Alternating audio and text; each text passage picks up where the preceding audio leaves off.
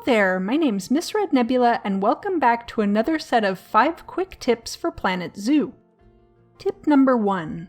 To select multiple objects in your scene, you actually need to use the Multiselect tool, which is down here in the lower right-hand corner.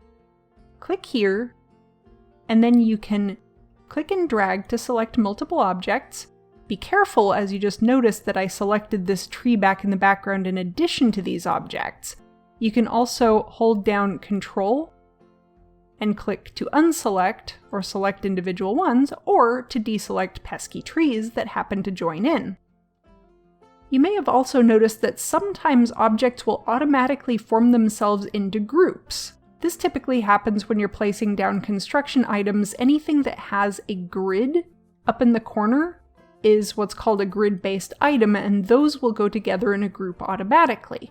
However, you can have any number of items together in a group. If you enter into edit mode in a group by clicking the Enter Group Edit Mode button, you can click and multiple select by holding down the Shift key. If you'd like to group a series of objects, use the Multiselect tool to select them, and then click Merge Scenery into Group. Once they're grouped, you can click on them and go into edit mode in the group, and again be able to select multiple objects by holding down the Shift key. Finally, you can use the Multiselect tool to select multiple groups at a time. This is handy if you want to combine a bunch of groups together inside of a single blueprint. You can also join multiple groups together provided that there's not grid-based items in both groups. In this case, this item here is grid-based and this one is not, so pressing the Merge Scenery into Group button will form them into a single group together. Tip number 2. If you want to place a section of path near to another section of path but not connect it, hold down the Control key to release the path from anything that happens to be nearby. This way you can place your section of path very close to the original path but not actually touching it. Tip number 3. Heat maps are very useful for seeing a number of things going on in your park. You can open up the heat maps by going to the lower left-hand side of the screen and clicking the toggle here. You can also toggle the heat maps on and off using the H key.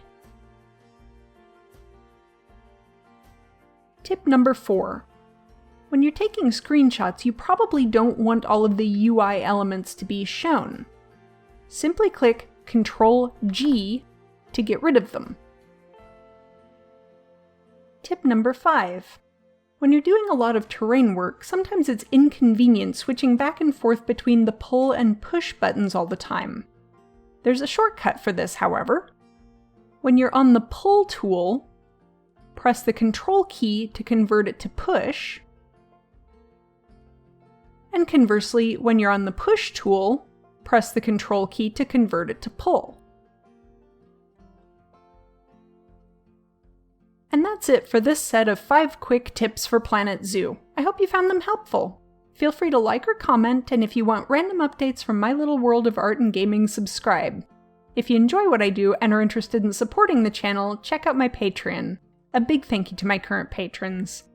That's all for now. Bye!